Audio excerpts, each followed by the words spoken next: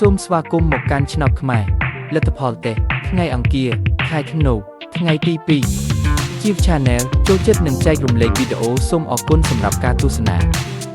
ចំណាំនេះជាវីដេអូសាកល្បងឆ្នោតមិនមែនជាលទ្ធផលផ្លូវការទេសូមទស្សនាជាឯកសារយោងនិងកម្សាន្ត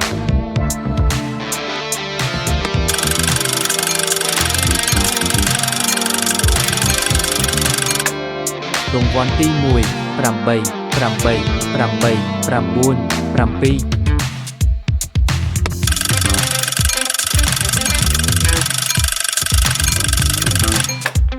រង្វាន់ទី2 4 0 7 1 2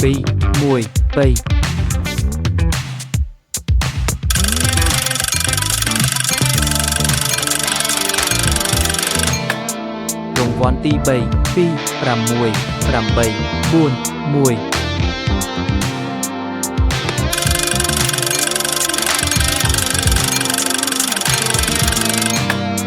រង្វាន់ទី4 9 3 1 2 0រង្